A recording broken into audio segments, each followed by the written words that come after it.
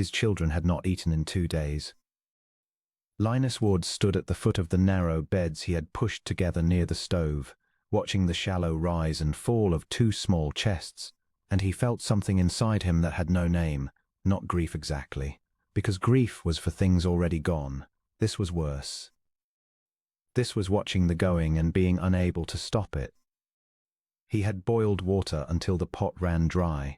He had soaked cloths and laid them across burning foreheads, and felt the heat come right through the linen as though the fever had decided the clothes were no obstacle at all.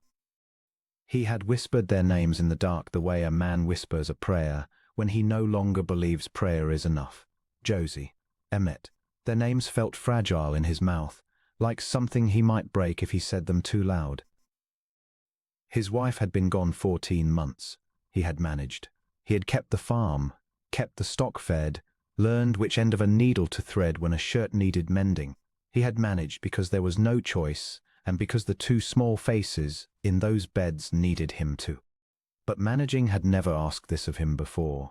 Managing had never required him to know which root to boil, which bark to steep, which fever was just a fever, and which one was a killing thing working quietly beneath the skin.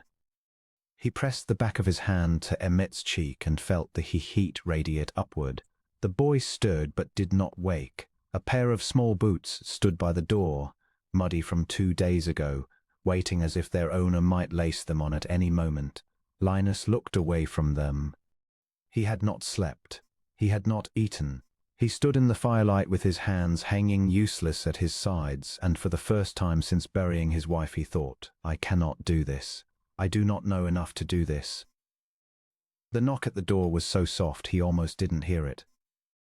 He crossed the room in 3 strides and pulled the door open, expecting nothing, expecting no one. It was past 9 at night, and the sky was iron grey with coming weather. But the woman from the neighbouring farm stood on his step, holding a basket with both hands, dark coat damp at the shoulders from the mist rolling in off the fields. Cora Whitfield. He knew her the way a man knows a quiet neighbour, by sight, by the occasional nod across fence line, by the understanding that she kept to herself and he kept to his. She had brought a pot of stew the week after Eleanor died and had left it on the step without knocking. He had always been grateful for that, for the not knocking. She was not a tall woman. She had a still quality to her face that some people might have mistaken for coldness, but standing in his doorway with lamplight falling across her features he saw it was not coldness, it was concentration. It was a person who paid attention to the world and had learned to carry that attention quietly. I saw your light, she said. I've seen it every night this week. I thought. She stopped. Started again. I know something about fever. May I come in? He stepped back from the door without a word. Cora set her basket on the table and did not take off her coat right away. She went first to the beds where the children lay, and she looked at them the way a woman looks at a problem she is already solving in her mind. She touched Josie's forehead, then the glands at the side of the little girl's throat. She lifted Emmett's wrist and held it while she counted silently, her lips moving just barely. Linus watched her from across the room. He was aware that he should say something, offer her coffee, say thank you, be a person who knew how to receive help. But he was so far past the edge of himself that he could only stand and watch and feel, for the first time in days, something loosen very slightly in his chest. It's not scarlet fever, she said. The throat's not right for it. This looks like what came through Tilden County 3 winters back. A bad fever, but it breaks. She looked up at him. Have you slept? No. Sit down, Mr. Ward. He sat, because her voice had that quality, not commanding, just certain, the certainty of someone who knew what needed doing. She unpacked her basket with efficient hands.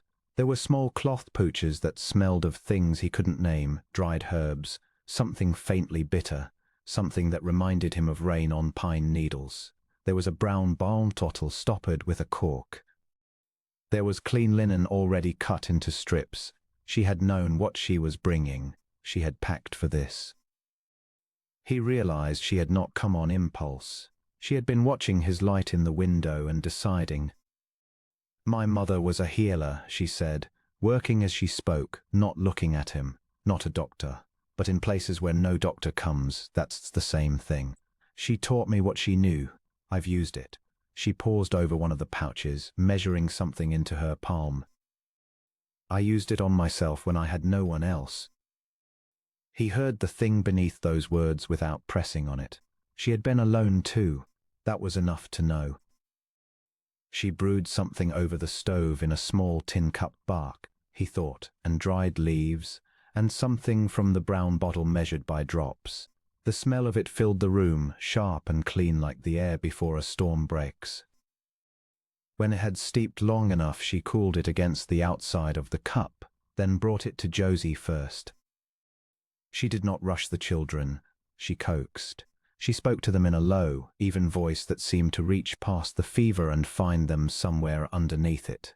Josie swallowed twice and then turned her face away, and Cora let her, waited, tried again. Emmett was harder. He was deeper in the fever, his breathing faster and more labored, and Linus pushed himself up from the chair. "Let me," Cora said, without turning. "Sit down. You being anxious over him won't help him. It won't help me either." He sat down again. She worked with the boy for 20 minutes. Linus watched the line of her shoulders in the firelight, the careful way she moved, never wasting motion, never rushing. There was something almost unbearable about watching someone else care for his children with such skill and patience when he had been unable to. He felt the fullness of his own helplessness, and beneath it, faint and unfamiliar, gratitude so large it had no proper container. Around midnight the weather came in hard. Rain cracked against the windows and wind pushed under the door, and Cora did not seem to notice any of it. She changed the clothes, rewarmed the preparation twice, kept a steady watch on the children's breathing. Linus fell asleep in the chair sometime after 1.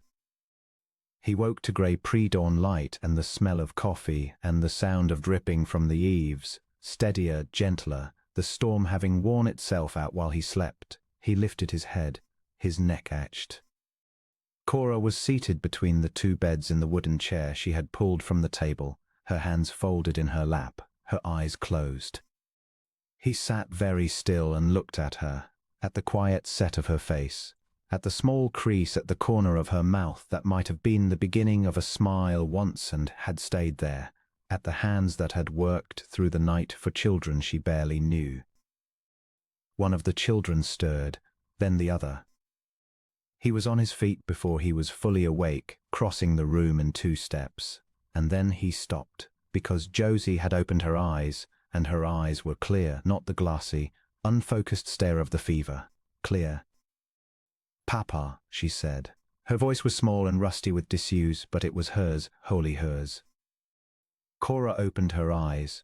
She looked at the girl for a moment, and her face did something quiet and enormous all at once, a thing that moved through her features and then settled back into stillness.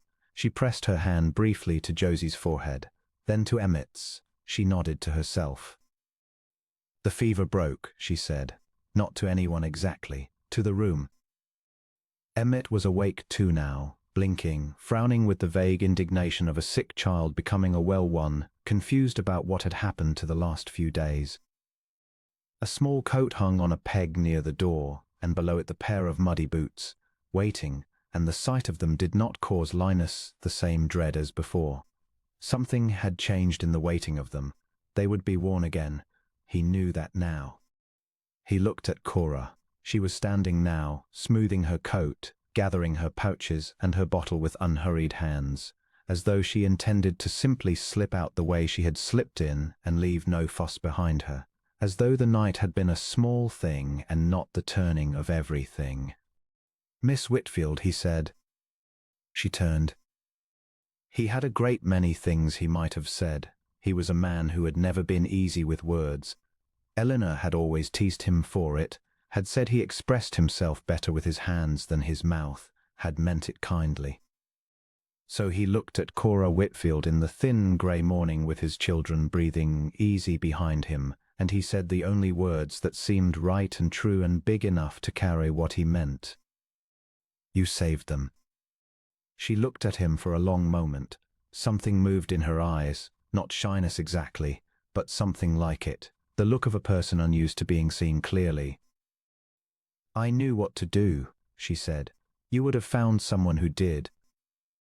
"No," he said, "I wouldn't have. Not in time." She was quiet. So was he. Outside, the rain had stopped entirely, and the sky beyond the window had gone from grey to the thin pale gold that meant sunrise was coming. 2 plates sat on the table where they had been since yesterday, untouched. He had set them out with some dim, stubborn hope that the children might sit up and eat. He saw her notice them. 2 small plates. 2 forks laid neatly beside them, because even in despair he had laid the forks neatly, because that was what you did when you were keeping house for someone you loved. "Stay for breakfast," he said. It came out rough and plain, nothing elegant in it. Let me do that much." The word hung in the morning air between them.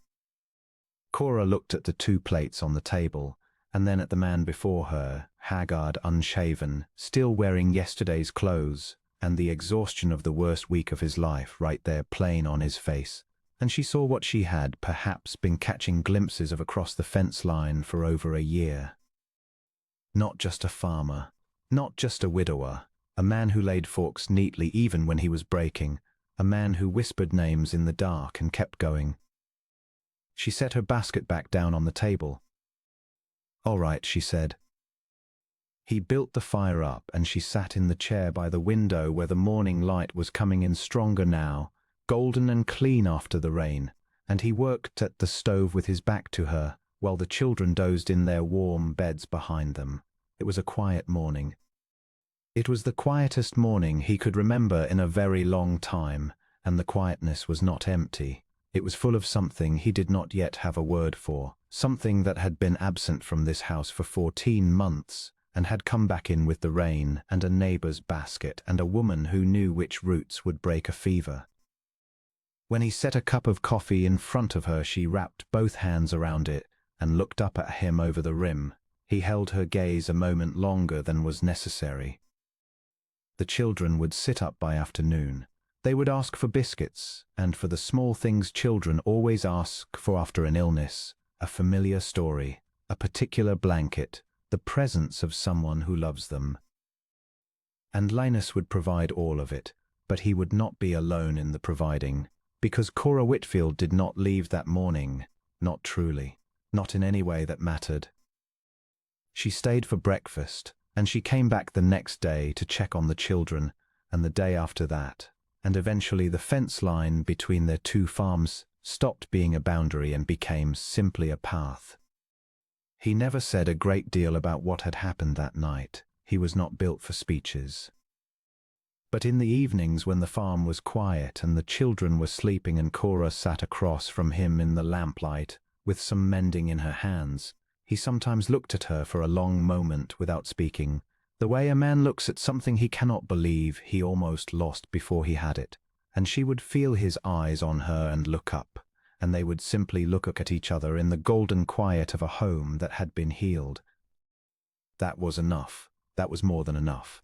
That, for a man like Linus Ward, was everything,